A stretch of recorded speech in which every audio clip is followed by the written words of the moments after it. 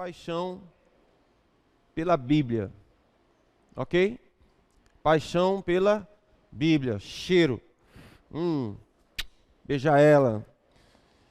Mas não apenas isso, mas é beijá-la e amá-la à medida que ela fala com você, amém?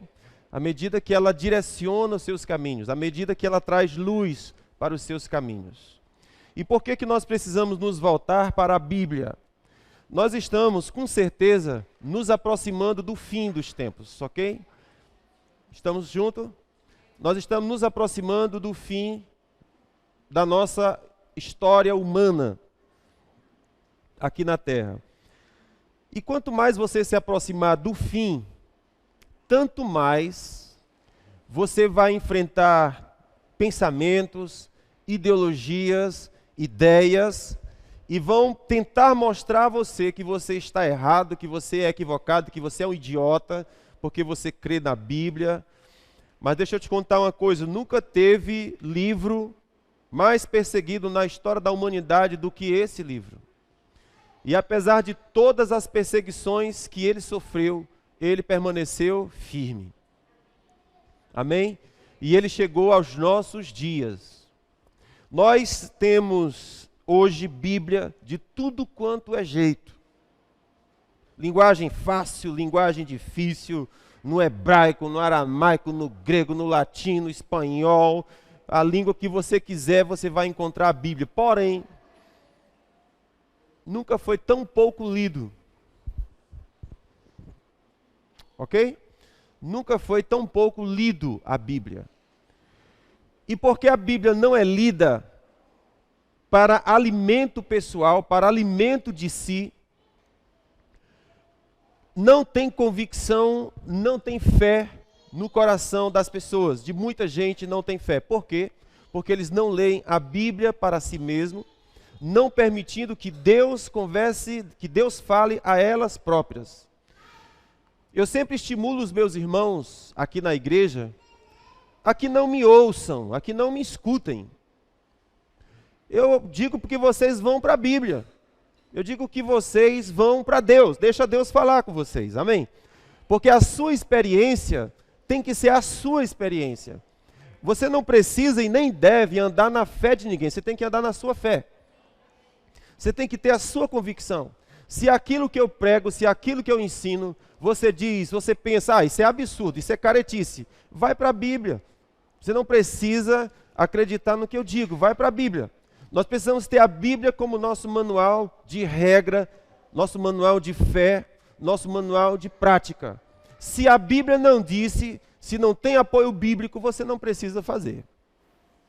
Agora, se tem, você tem que tomar uma decisão.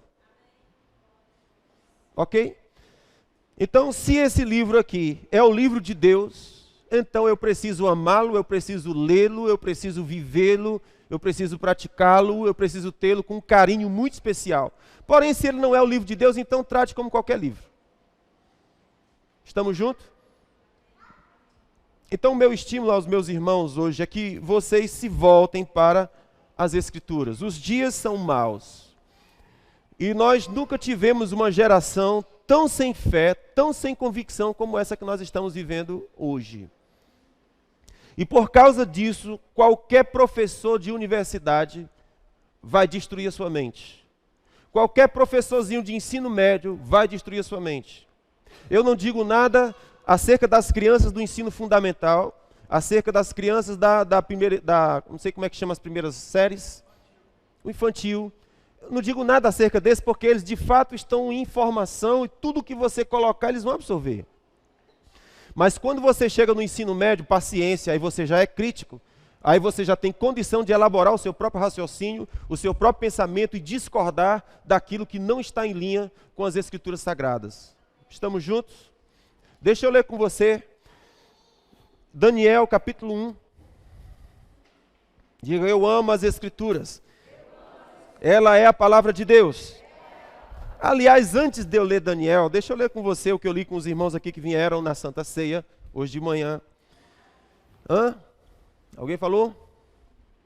Olha só, eu acho que isso aqui é tão lindo que eu acho que é uma poesia, deve ser. Sobre a Bíblia. Em alguns Novos Testamentos desses azulzinhos tem esse poema lá.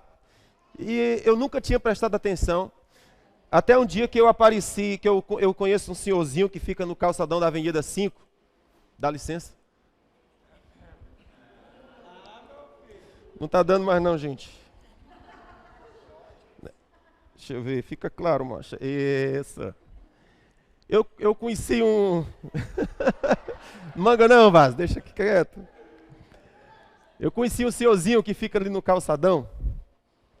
Um velhinho maravilhoso, seu Raimundo. Ele vende algumas coisinhas lá.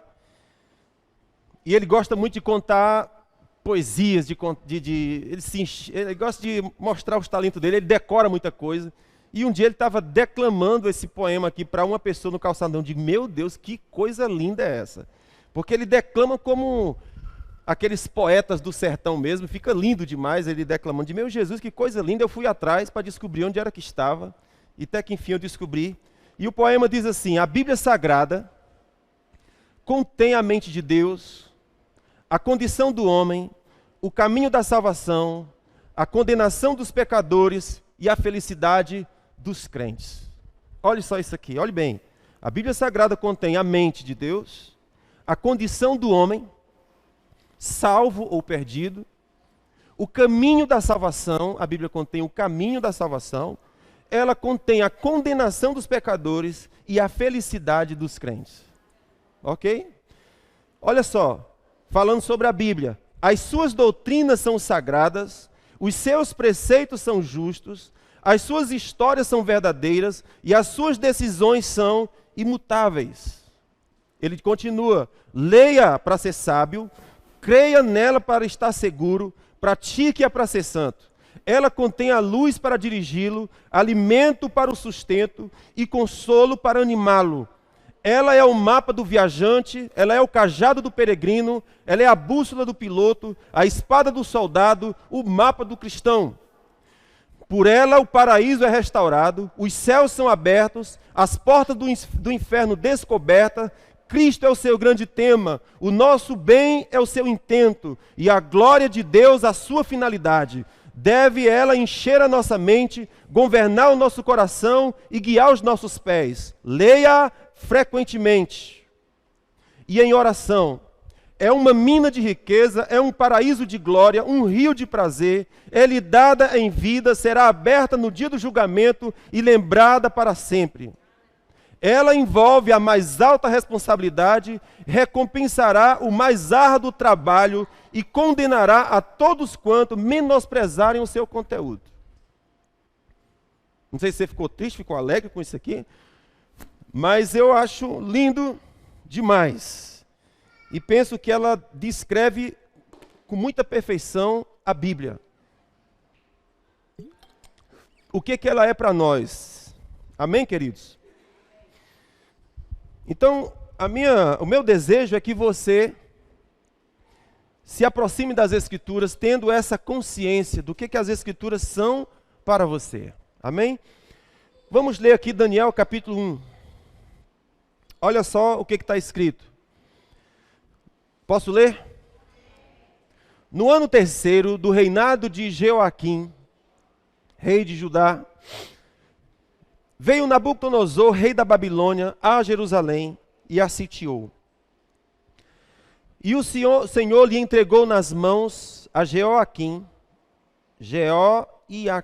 rei de Judá, e uma parte dos vasos da casa de Deus, e ele os levou para a terra de Sinar, para a casa do seu Deus, e os pôs na casa do tesouro do seu Deus. Então disse o rei a Aspenaz, chefe dos eunucos, que trouxesse alguns dos filhos de Israel, dentre a linhagem real e dos nobres, jovens em quem não houvesse defeito algum, de bela aparência, dotados de sabedoria, inteligência e instrução, e que tivessem capacidade para assistirem no palácio do rei, e que lhes ensinasse as letras e a língua dos caldeus.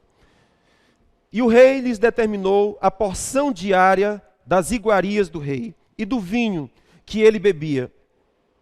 e que assim fossem alimentados por 3 anos, para que no fim desse pudesse estar diante do rei. Ora, entre eles se achavam dos filhos de Judá Daniel, Ananias, Misael e Azarias. Mas o chefe dos eunucos lhes pôs outros nomes, a saber, Daniel, o de Belsazar, Ananias, o de Sadraque, Misael, o de Mesaque, e Azarias, o de Abdênego.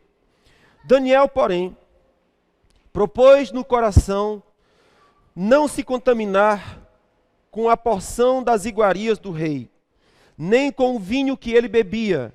Portanto, pediu ao chefe dos eunucos que lhe concedesse não se contaminar. Ora, Deus fez com que Daniel achasse graça e misericórdia diante do chefe dos eunucos. E disse o chefe dos eunucos a Daniel: tenho medo do meu senhor, o rei, que determinou a vossa comida e a vossa bebida, pois veria ele o vosso rosto mais abatido do que o dos outros jovens da vossa idade.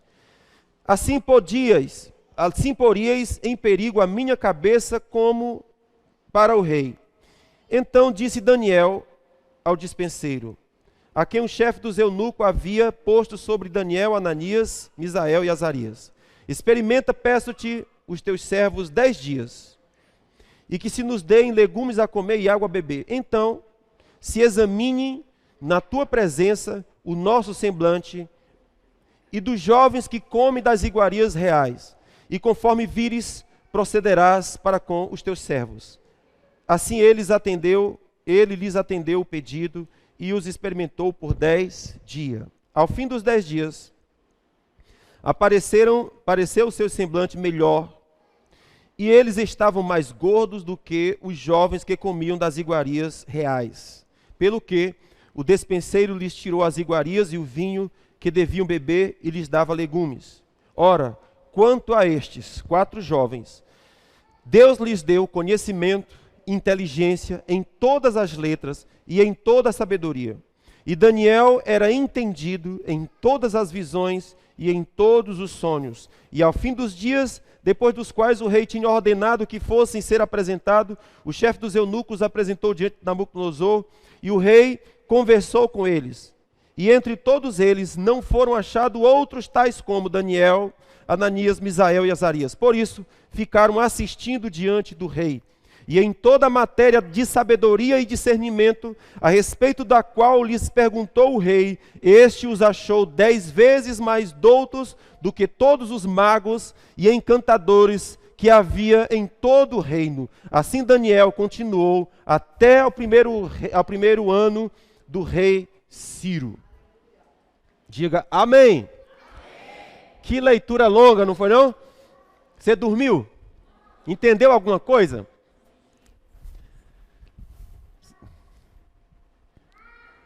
O que é que eu quero chamar a sua atenção nessa história? São jovens. Escute isso, são jovens que foram retirados de suas casas, foram levados para um país distante, com uma cultura diferente, com pensamento diferente, costumes diferentes, distante de Deus, distante da família, e esses jovens não se contaminaram no palácio do rei. E a pergunta é, por que esses jovens não se contaminaram?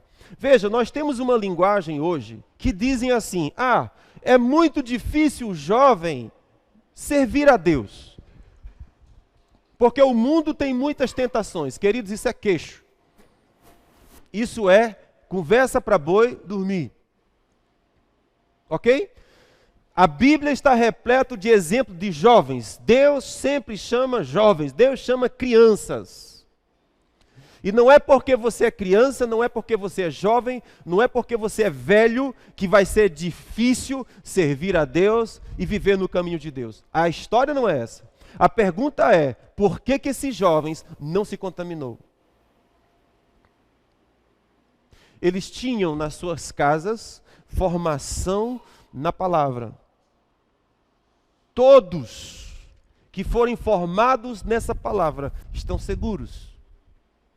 Todos que tiverem o coração firmado nessa palavra estão firmes. Agora, se eu prefiro as instruções do mundo, os ensinos do mundo, do que o da palavra, eu estou ferrado, eu estou comendo das iguarias do rei. Nabucodonosor tem, em certo sentido, uma representatividade do cão. E Babilônia, uma representatividade do mundo.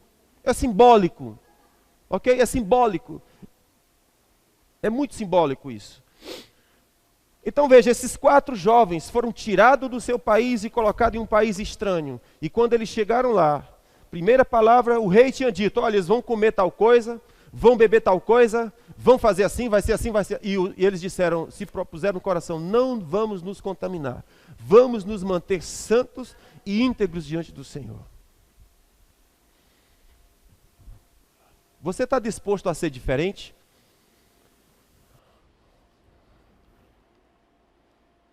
Você sabe o que significa um jovem pagar o preço de ser diferente dos seus coleguinhas?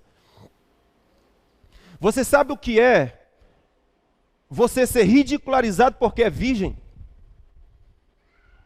Você sabe o que é ser ridicularizado porque você tem princípios, porque você tem valores, porque você não é uma vagabunda?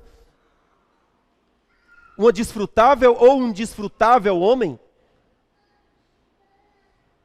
Porque muitos dos nossos jovens entram em certos meios e se sentem um peixe fora d'água. E é assim que tem que ser mesmo.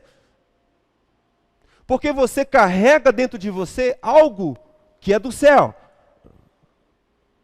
Ah, feliz daquele que tem o privilégio de ter as Escrituras cravadas no seu coração, que não se mistura de fato, que é a luz no meio das trevas, e é esse o propósito para que Deus nos chamou a ser luz no meio das trevas.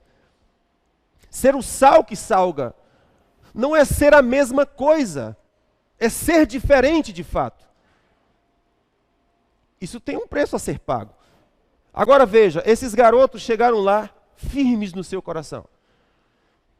E a Bíblia diz que Deus deu graça ao mordomo para que atendesse ao seu pedido. Eles disseram, não queremos comer a comida do rei. Nós queremos comer legumes. Traga-nos legumes. E assim o cara fez, temendo cortar o seu pescoço, porque se o rei soubesse, porque os garotos tinham que estar bonitos diante do rei, não podia estar magricelos.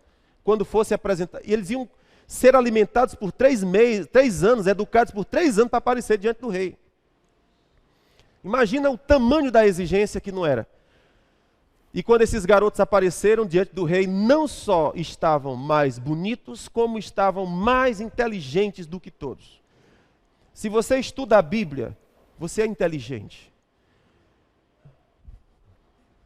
Você sabia disso? Se você estuda a Bíblia, você é inteligente. Você tem convicções, você tem valores, você tem princípios que os seus colegas não têm, que o seu professor não tem, que o seu amigo não tem. E por causa dos seus valores é que Daniel permaneceu firme. Passaram-se reis, trocou-se reis, e Daniel estava firme. Os acusadores tentavam destruir Daniel, e à medida que tentavam destruir Daniel, ele ficava mais forte. Mas Daniel tinha uma coisa muito interessante, era escrituras e oração. Era a Bíblia e oração. Daniel era um homem da Bíblia e da oração, de tal modo que, não tendo nada com que acusar Daniel, foram tentar acusá-lo na sua fidelidade a Deus. Já que eu não tenho nada para derrubar você, eu vou acusar que você ora a outro Deus que não ao rei. Porque não tinha nada para acusar Daniel. Diz a Bíblia, todos os dias, 3 vezes Daniel, de manhã, meio-dia e à noite, ele abria as janelas do seu quarto, voltado para Jerusalém, e adorava o Senhor. Daniel era o homem da Bíblia e era o homem da oração. E quanto mais se passavam os dias, mais Daniel crescia, prosperava financeiramente, no domínio e governando em Babilônia. A pergunta é, você quer ser como seu colega ou você quer como Deus planejou você para ser? Porque Deus não planejou você para ser um jovem fraco. Deus planejou você para ser um jovem forte. Mas como é que eu vou construir essa fortaleza dentro de mim? Palavra. Leia para ser sábio todos os dias, alimente-se dela. Não dependa de estar ouvindo pregadores, vá na fonte de Deus, deixa Deus falar com você. Não vá na caixinha da promessa, puxar aquela coisinha da promessa, vá nas escrituras e a examine. Deus fala comigo na tua palavra, quero ouvir tua voz, quero ser alimentado por ti aqui. Deixa Deus trabalhar os seus padrões, trabalhar os seus princípios, trabalhar os seus valores, e veja no que você vai se tornar. Daniel não caiu, Daniel se tornou inteligente, e eu estou dizendo para você, eu digo para os meus garotos aqui na igreja, os garotos que se envolvem na igreja, eles são mais inteligentes do que os seus colegas, é certeza. Eu digo por quê? Por causa de mim. É fato, eu sou o ratinho de igreja, desde que eu me entendo por gente, estou dentro da igreja. Mas em todos os lugares que nós estávamos, sempre éramos diferentes. Não diferente no sentido de ser esquisito, mas no sentido de ser destaque. É fato, queridão. Você fala diferente, você se comporta diferente, você expõe suas ideias diferentes, você tem desenvolturas que os outros não têm. A igreja é uma bênção, digo, a igreja é uma bênção. Amém? A igreja te motiva para coisas que faz você crescer. Faz você ser melhor do que o que você é. Crescendo, crescendo. Estúpidos é quem abandona.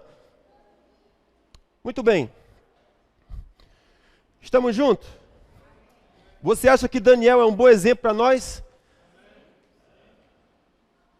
Prosperar financeiramente, prosperar no domínio, no governo, prosperar ouvindo o Senhor. Daniel era o homem das revelações. Além da ciência e do conhecimento, ele era o homem das revelações. Por quê? Daniel tinha duas coisas, oração e palavra. Oração e palavra. Ele alimentava o seu espírito e gastava tempo em oração a Deus, em comunhão com Deus. Amém? No livro de 2 Timóteo, capítulo 2, versículo 15, o apóstolo Paulo dá um conselho para o jovem Timóteo. Timóteo era um jovem pastor. Timóteo era um jovem pastor. Olha só qual era o conselho que Paulo dava para Timóteo. Ele disse: procura apresentar-te diante de Deus aprovado, como obreiro, que não tem de que se vergonhar e que maneja bem a palavra da verdade. Vamos dizer junto? Procura apresentar-te a quem? Veja, Paulo é um apóstolo e Timóteo é um jovenzinho. Que Paulo se apaixonou por ele, gostou dele. Timóteo era um menino de fibra, menino forte.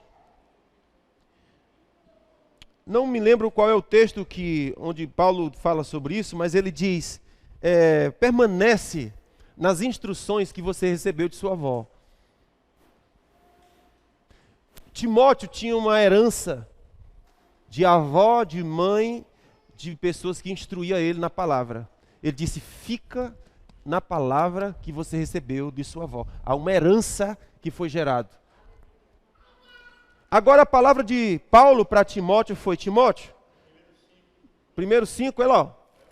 Aleluia. Ó, capítulo 5, qual é o versículo? Primeiro capítulo. O segundo? Pronto, olha só. Versículo 3. Dou graças a Deus. 2 Timóteo capítulo 1, versículo 3. Dou graças a Deus, a quem desde os meus antepassados sirvo com uma consciência pura, que sem cessar faço menção de ti em minhas súplicas de noite e de dia. Recordando-me das tuas lágrimas, desejo muito ver-te para me encher de gozo. Trazendo à memória a fé não fingida que há em ti. Isso é Paulo falando com Timóteo. Para trazer à memória, eu desejo muito te ver para encher o meu coração de alegria, trazendo à memória a fé não fingida que há em ti, a qual habitou primeiro na tua avó. Olha isso, irmãos. Para trazer à memória a fé não fingida em ti, uma fé não fingida de Timóteo, um jovem firmado na palavra, herdado de sua avó. A sua avó o forjou na palavra. Trazendo à memória a fé não fingida, a qual habitou primeiro na tua avó Lóide, e em tua mãe, Eunice. Não é Eunice? Viu? Eunice. Estou certo de que também a mesma fé habita em ti. Ok? Olha que coisa linda. O que essa avó, o que essa mãe fez com Timóteo? Forjou ele na palavra. Irmãos, hoje os nossos pais estão preocupados com os filhos, porque não sabem o que os meninos estão aprontando fora da vista. Não é assim? Daniel, Sadraque, Mesaque e Abdenego foram retirados de um país e lançados em outros totalmente diferentes. Estavam seguros por quê? Não precisava de babá. Eles tinham princípios e valores estabelecidos dentro de si. Quando você vê a história de José, José estava distante do seu pai. Estava distante dos seus irmãos, no Egito, país distante. Quando a mulher de Potifar tentou agarrar José, José fugiu. Por quê, amados? Ele foi forjado na palavra quando estava na casa do seu pai. Foi forjado. Então solta o menino na vida, porque ele tem bússolas dentro dele, ele tem princípios dentro, ele tem valores dentro dele, seguros. Era o que Paulo estava dizendo de Timóteo. Então, em 2 Timóteo capítulo 2, versículo 15, Paulo disse, procura Timóteo. A recomendação que eu dou para você é, procure apresentar-se diante de Deus aprovado. Irmãos, diante de quem? Diga bem forte, apresentar-se aprovado. Diante de Deus. Não é do pastor, não é da minha esposa, não é do meu filho, não, é diante de Deus. Procura apresentar-te aprovado a Ele. Por isso que a fé é não fingida. Percebe? Então, procura apresentar-te a Deus como? Aprovado. Estamos juntos? Como é que eu vou me apresentar diante de Deus aprovado? É conduzindo o meu caminho de acordo com a palavra. É deixando que a palavra de Deus seja luz para os meus caminhos. Mas como é que eu vou ter isso? Quando você vai para as Escrituras. Quando você examina as Escrituras, você encontra vida eterna nelas. Elas vão gerar consciências dentro de você. Consciências puras. Que vai identificar o que está errado. Que vai identificar o que está certo. Que vai trazer segurança nas suas decisões. Procura apresentar diante de Deus aprovado. Como alguém que não tem nada do que se envergonhar. E por último ele disse, que maneje bem a palavra da verdade. Essa expressão, manejar bem a palavra da verdade, significa faça o corte reto. Corte reto. O que é isso? O corte reto é você não se misturar com doutrinas e ensinos falsos. Agora eu te pergunto, como é que você vai saber que o que você está ouvindo é um ensino certo ou errado? Como que você vai saber? Como que eu vou saber se a palavra que eu tenho dentro de mim, ela faz um corte reto? Ou se não é um corte todo torto? A recomendação das Escrituras é essa. Procure apresentar diante de Deus aprovado, que não tem do que se envergonhar e que maneja bem a palavra. Portanto, que não se envolve com ensinos e com doutrinas falsas. Ou seja, é alguém profundamente comprometido com as Escrituras e profundamente comprometido com o que é verdade. Ou seja, você não está procurando pregação que te alivie. Uma pregação que faça coceira nos seus ouvidos. Uma pregação que deixe você ser como você quer ser. Eu vou lhe citar um exemplo que O pessoal gosta muito de citar essa palavra, essa frase, Deus é amor. Se Deus é amor, logo, tudo pode. Todas as formas de amor estão incluídas. Deus não é amor? Olha só que sutileza. Deus é amor. Se Deus é amor, então todas as formas de amor, é Deus. Só que não. E a ilustração é muito simples. Imagine que você está muito gorda, ou muito gordo, e eu sou nutricionista. E você vem para mim e diz, eu quero que o senhor me ajude, eu estou muito gorda, olha só minha banha. Digo, ótimo, sente-se, vou passar aqui uma dieta, como é que a gente chama? Uma dieta, educação alimentar para você. Mas, eu vou dizer assim, mas como você é minha amiga, como eu te amo, né?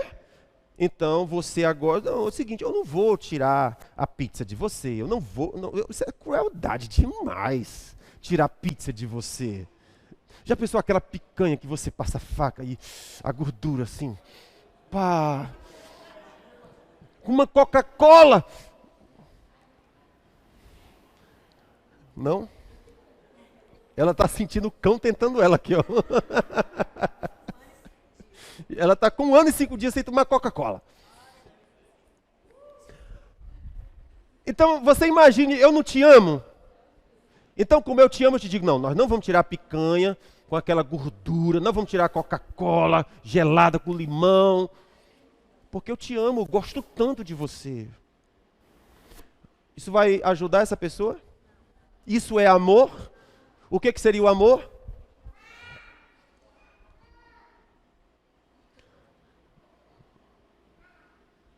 Vocês estão compreendendo? Então, de repente, Deus é amor? É. Então pode tudo? Claro que não. Exatamente porque Deus é amor é que não pode tudo. Exatamente porque Deus é amor é que Ele se posiciona, porque Ele não deixa que você se perca. Deus amou o mundo de tal maneira e o seu desejo é que todos sejam salvos e que nenhum só se perca. Então, se Deus me ama, Ele não deixa que eu ande do jeito que eu quero, da forma que eu quero, e onde eu vou, vivendo sem regra. Não existe. Ok? Se a gente quisesse uma igreja superlotada, era só mudar a pregação. E a gente, no instante, enchia a igreja, era tudo muito... E bar! Mas do que adianta isso? Amém? Ou a gente se volta para as Escrituras, ou a gente se volta para o mandamento de Deus, ou nós estamos ferrados. Então, qual é a recomendação de Deus? Procure apresentar-se a Deus aprovado, que não tem nada do que se vergonhar e que não está misturado em falsos ensinos, porque esses falsos ensinos te agradam. Existem pessoas buscando igrejas como quem está buscando uma blusa para vestir. Ah, não gostei dessa, aí tira. Porque essa daqui tem rosa demais. Ah, não gostei dessa porque é muito pesada. Não gostei não. Está procurando uma igreja que lhe seja conveniente? Ou você está buscando uma igreja que vai te alinhar? Porque se Daniel poderia muito bem, eu estou distante de minha casa, estou distante da minha família, estou distante da minha cidade, eu não tenho ninguém aqui para ver o que eu estou fazendo, eu estou só. Eu bem poderia fazer o que eu quisesse, mas por que ele não fez? Estão comigo? Ele estava guardado dentro de si porque Daniel foi forjado na palavra, na sua infância, assim como aconteceu com Timóteo. E é assim que os pais precisam fazer com seus filhos, formá-los na palavra. Estamos juntos, irmãos? Se nós queremos salvar os nossos filhos e nossa família, esse é o caminho, formá-los na palavra, meu filho, é assim. Ensina o teu filho sentado, ensina teu filho deitando, ensina teu filho levantando, ensina o teu filho na mercearia, na bodega, em todo o tempo é palavra. Pai, tu só fala da palavra, é claro. Nós estamos no almoço falando de quê? Palavra. Nós estamos assistindo um filme falando de quê? Palavra. Mas como assim? Claro, meu amigo, se você me espremer só tem o quê? Palavra. Palavra. É formá-lo em tudo. Estamos fazendo arroz. O pessoal diz que até dos periquitos, papagaios, de tudo o que acontece no dia a dia, tem uma mensagem, tem uma ilustração de Deus, da palavra, mas é assim mesmo. Então o meu desejo é que meus irmãos de fato se voltem para a palavra, amem a palavra e deixem ela suprir os seus caminhos, amém? Uma pena que o tempo já vai se acabar.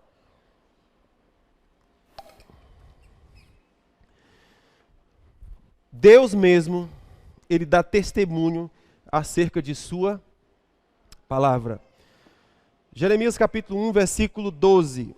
Nós estamos falando sobre a Bíblia como palavra de Deus. Se a Bíblia é um livro comum, você não precisa dar crédito a ela, ok?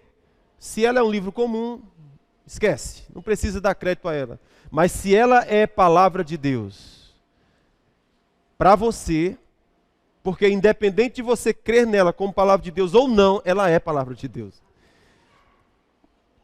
Mas veja bem o que está escrito em Jeremias capítulo 1, versículo 12.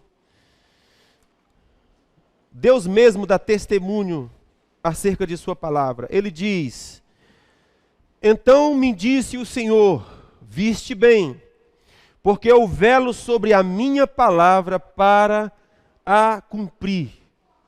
Diga comigo, disseste bem, porque eu velo sobre a minha palavra para a cumprir. Então Deus dá testemunho de sua palavra. Ele diz, por exemplo, em Salmo 78, versículo 1, assim: escutai, povo meu, a minha lei, prestai ouvidos às palavras da minha boca. Isaías 51, ele diz: eu ponho as minhas palavras na tua boca e te protejo com a sombra da minha mão, para que eu estenda novos céus, funde nova terra e diga a Sião, tu és meu povo. Isaías 51, versículo 16. Presta atenção nisso aqui, ó. Eu ponho as minhas palavras na tua boca e te protejo com a sombra da minha mão. Para quê? Ele disse, para que eu estenda novos céus, para que eu funde nova terra e diga a Sião, você é meu povo. O que eu quero dizer com isso? Para que haja novos céus, para que haja nova terra para você, é impossível que isso ocorra sem a palavra.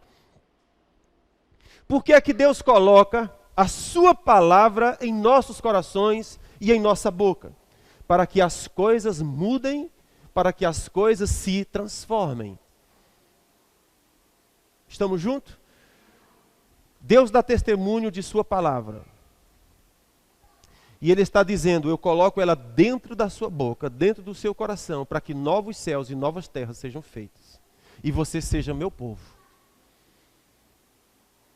Então, se não houver um avivamento dentro de nós, para nos voltarmos para a palavra, para obedecer a Deus, queridos, não haverá novos céus, não haverá nova terra. Tudo será como sempre foi.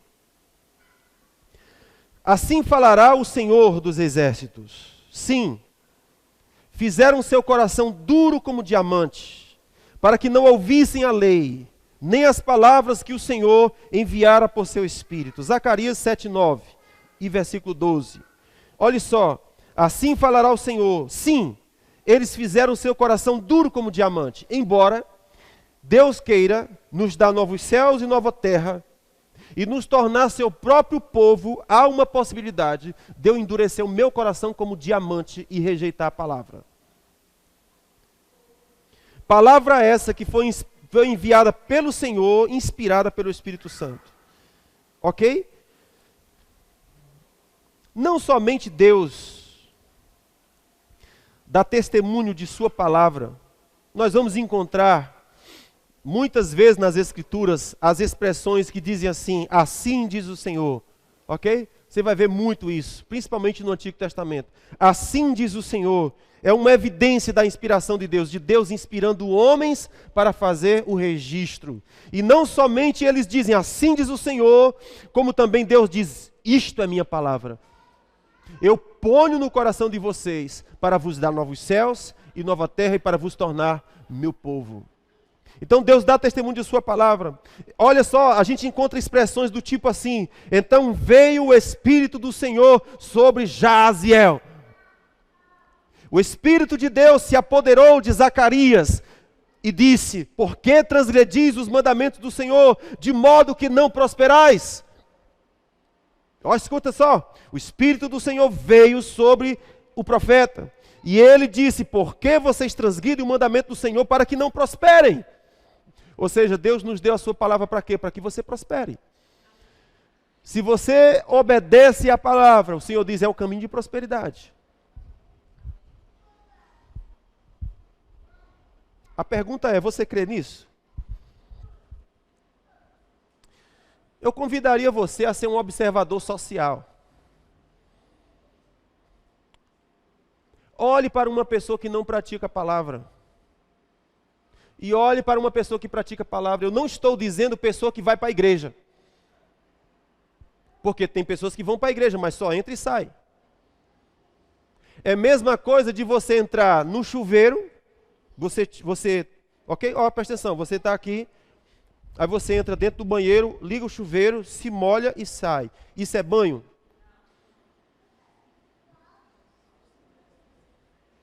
Vai continuar sujo? Sovaco fedendo? Vai.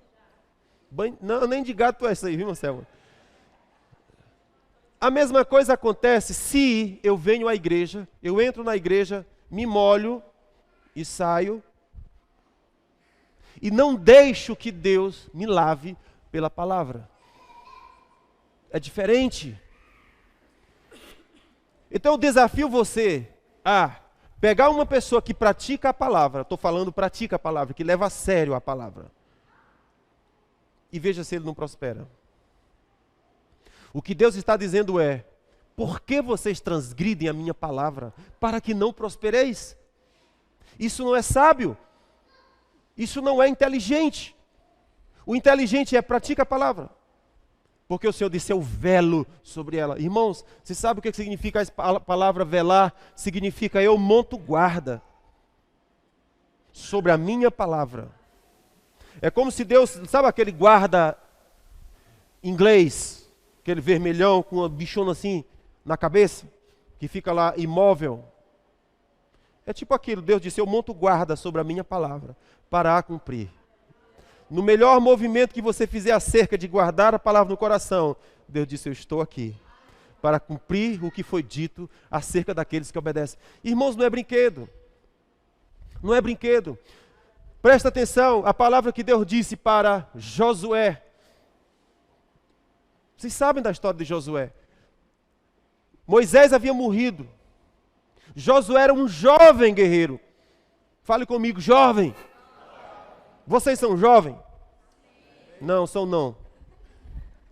Estão parecendo uns velhos de 90 anos. Vocês são jovens? Josué era jovem. E o seu mentor havia morrido. E Deus diz, agora é você que vai levar 3 milhões de pessoas e vai fazê-los entrar. Não, 3 milhões não, devia ser muito mais de 3 milhões. Porque o pessoal tinha feito muito menino no tempo de 40 anos.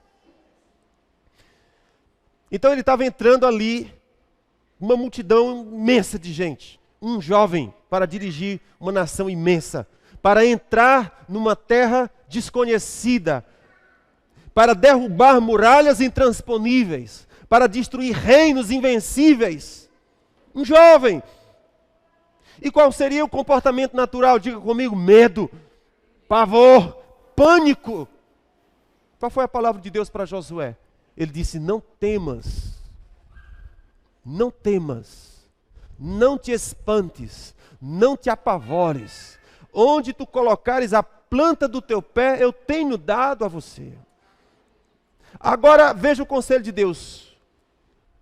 Ele disse assim, porém, te dou uma dica, tipo dica.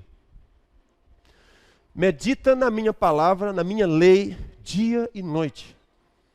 Porque se tu fizeres assim, farás prosperar o teu caminho, e tudo quanto tocares tua mão prosperará. Simplesmente não temas, não te espantes, porque eu sou contigo. Irmão, qual foi a lei, qual foi o comando que Deus disse para Josué? Medita na palavra dia e noite. Enche a tua mente desses conceitos, desses pensamentos, para fazer do jeito que eu estou dizendo, porque tu vai prosperar, não tem quem te aguente. Josué obedeceu. E a primeira grande coisa que Deus fez, derrubou as muralhas de Jericó com um grito. Coisas invencíveis e intransponíveis caíram. E não era porque Josué era marombado, era porque seu espírito era marombado. A meditação na palavra era que dava maromba no espírito dele. Deixava ele fortão. E o temor cresceu tanto, que nações começaram a vir e dizer: Josué, faz aliança com a gente, fica nosso amigo, a gente não quer entrar de pau contigo não, mano, porque a gente tem ouvido que lutar contra vocês não dá. O que foi que Deus disse? Josué, pôs o pé, é teu. E o povo já estava sabendo disso, era pavoroso o ouvido de Josué. Cadê o medo que Josué tinha? O que aconteceu? Palavra, a palavra arrancando e expulsando medo, arrancando e expulsando temor. Tão somente medita na minha palavra de dia e de noite, e assim você fará prosperar o seu caminho, tudo quanto você fizer. Então o que Deus está dizendo através do profeta é: como que você não obedece a minha palavra para não prosperar, burro? Essa parte foi minha. Acréscimo meu. Mas você concorda comigo que é burrice? Deus está dizendo qual é o caminho. E eu não guardo a palavra, eu não obedeço a palavra. É burrice.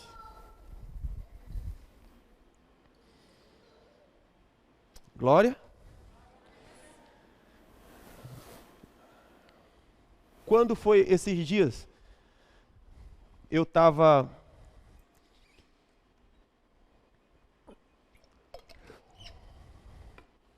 estudando algumas coisas e, de repente, eu me deparei com um cara que dá palestra para homens de negócio,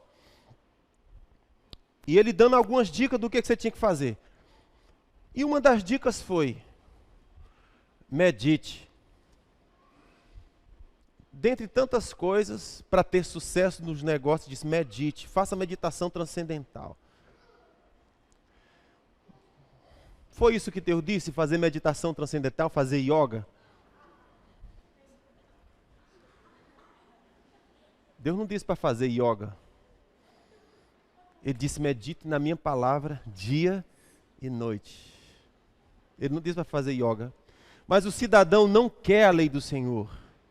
Então ele tem que criar um recurso, porque ele sabe, ele percebeu, testou que aquilo é real, que funciona. Aí você diz assim: mas eu não sei meditar. Como é que medita na palavra? Aí tem uma pastora que ela dá uma dica muito legal. Você sabe se preocupar? Preocupação é meditação. Você já ficou preocupado com alguma coisa? Que aquilo não sai da sua mente? Você tenta dormir e não apaga? Você tenta relaxar e não relaxa? Preocupado? Pensamento que não te deixa, aquilo é meditar. O que Deus está dizendo é: faça isso com a palavra. Faça isso com a palavra, medite-a, fale sobre ela, pense sobre ela, alimente seu espírito com ela, diga o que ela diz, pense o que ela diz, veja o que ela diz que vai fazer, encha-se. E o que vai acontecer conosco? O coração vai se encher de expectativa, o coração vai se encher de esperança. Irmãos, e sabe o que acontece? Quando o nosso coração se enche de expectativa, se enche de esperança, adivinha o que vai acontecer? Aquilo que está sendo gerado dentro vai se manifestar. Cuidado com o pensamento. Quando Deus manda a gente meditar, Ele está dizendo para ter cuidado com o que você pensa, porque o que você pensa vai te puxar para baixo ou vai te puxar para cima. Mas a responsabilidade do pensamento é meu. Eu vou selecionar os pensamentos que vão chegar à minha mente, ok? Os pensamentos que vão ficar, na verdade os que chegam eu não seleciono, mas os que ficam eu seleciono. Então veja, em Tiago capítulo 1, está escrito: não diga que Deus tenta você. porque Deus não tenta ninguém. Deus não pode ser tentado pelo mal e Ele mesmo a ninguém tenta. Mas quando somos tentados, Ele diz, nós somos atraídos e enrolados pelos nossos próprios maus pensamentos. E os nossos próprios maus pensamentos, eles produzem um fruto. E esse fruto vai nascer. Aliás, produz uma semente e essa semente vai nascer. E quando essa semente nascer, o pecado chegou e a morte veio junto. O que é que a gente aprende com isso aqui? É que o seu pensamento vai gerar uma semente. E essa semente vai produzir um fruto. E esse fruto vai trazer vida ou morte. Estamos juntos? Então você concorda que eu tenho que ter cuidado com o meu pensamento? Porque ele vai gerar uma semente, que vai nascer um fruto, e que esse fruto vai trazer vida ou morte, tem veneno ou tem vida dentro dele? Faça um teste, preste atenção. Comece a pensar numa pessoa com ódio, e veja o que acontece dentro de você. Se não é uma coisa má, ruim, que começa a se gerar dentro. Alguém fez mal a você e você não para de pensar naquilo. De manhã, de tarde, de noite, pensando naquilo.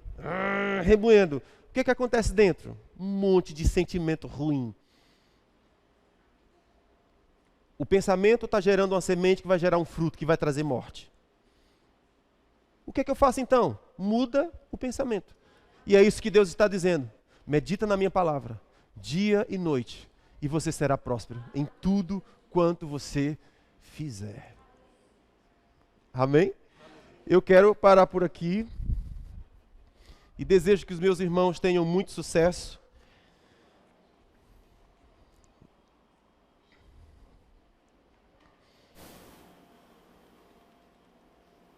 Cuidado para que você não tenha coração duro feito diamante, para resistir à palavra de Deus. Zacarias capítulo 7, versículo 9 e 19.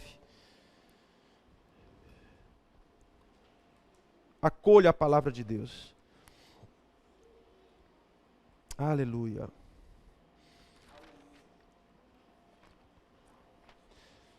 Vamos encerrar.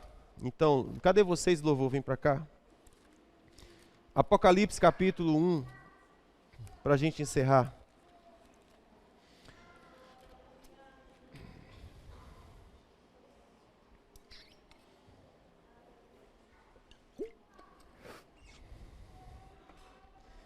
Se você não é crente, se tem alguém aqui que não é crente ainda, eu te aconselho a você ir para a Bíblia, amém? Você não precisa me escutar, vá para a Bíblia. Se Deus não falar com você, então esqueça, está ferrado o negócio. Mas eu conheço histórias e mais histórias de pessoas que pegaram o seu Novo Testamento, viajando naquele trem ali, na época que era trem, de Maracanaú para Fortaleza, lendo o seu livrinho, lendo o Novo Testamento.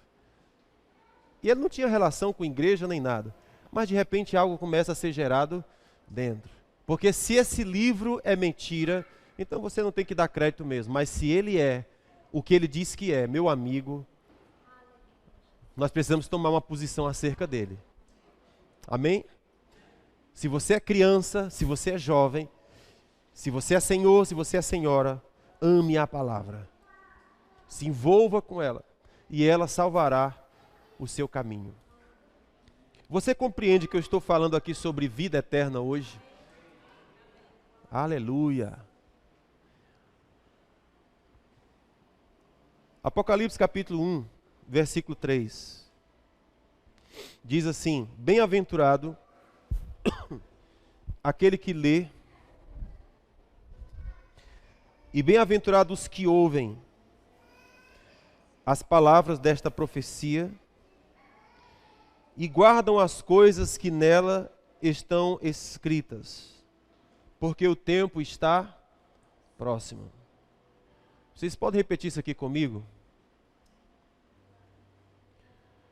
Diga comigo: bem-aventurado aquele que lê, e bem-aventurado aqueles que ouvem as palavras desta profecia e guardam. Essa palavra guardar significa obedecem. E obedecem as coisas que nela estão escritas, porque o tempo está próximo.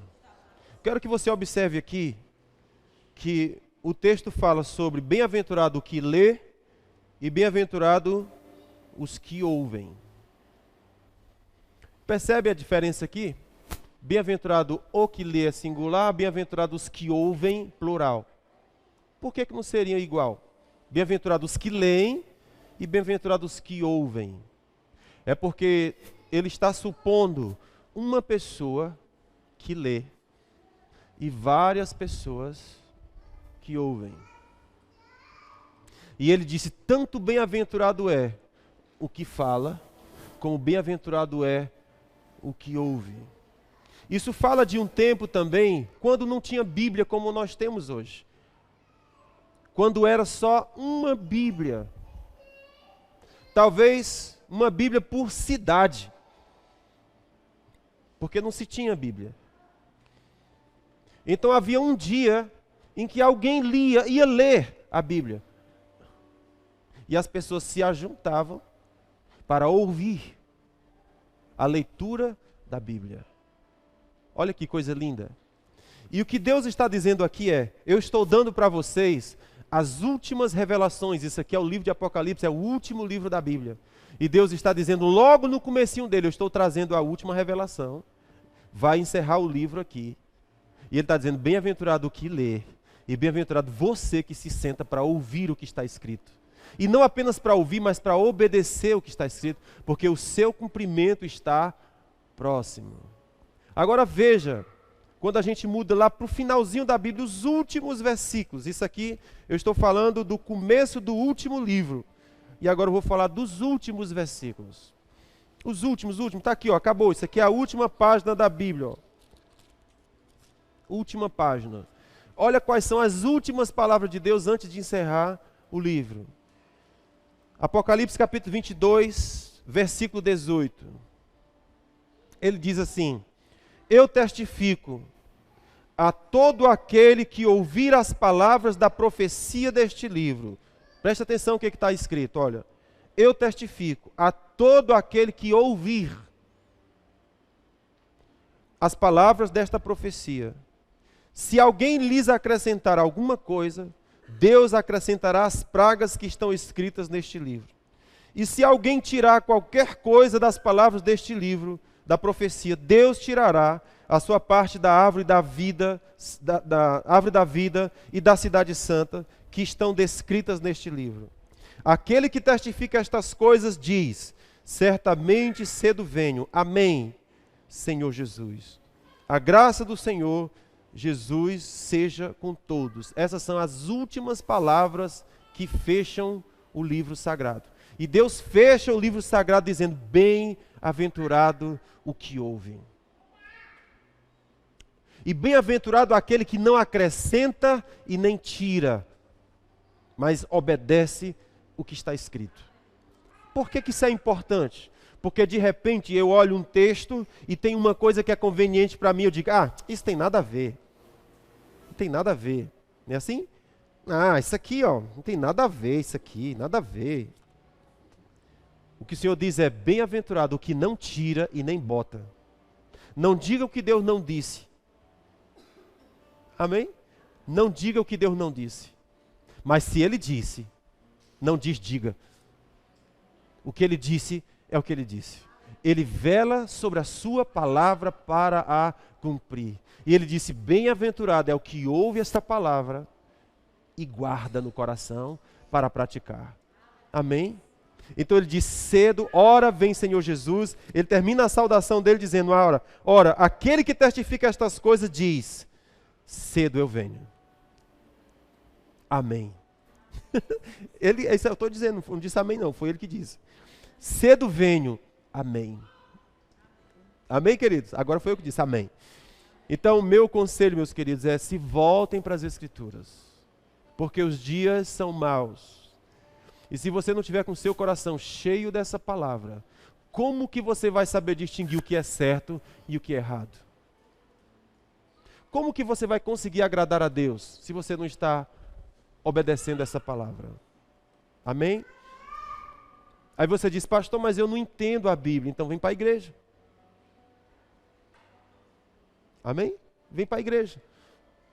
E gradativamente você vai entendendo. Gradativamente você vai entendendo. Quando tiver um dia de estudo da Bíblia, seja o primeiro.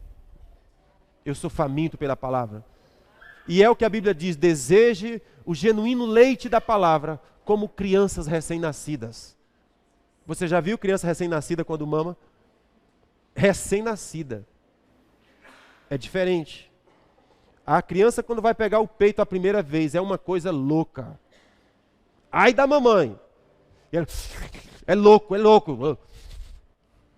Ele quer pegar o peito. É louco. Então a Bíblia diz, deseje, como um recém-nascido, o genuíno leite. Isso aqui é o leite de Deus. Deseje, como uma criança recém, é com loucura. É com paixão. Não é com fraqueza e com moleza, é com paixão, o genuíno leite. Aí ele diz, para que seja dado crescimento a vocês. Queridos, que Deus os abençoe. Amém.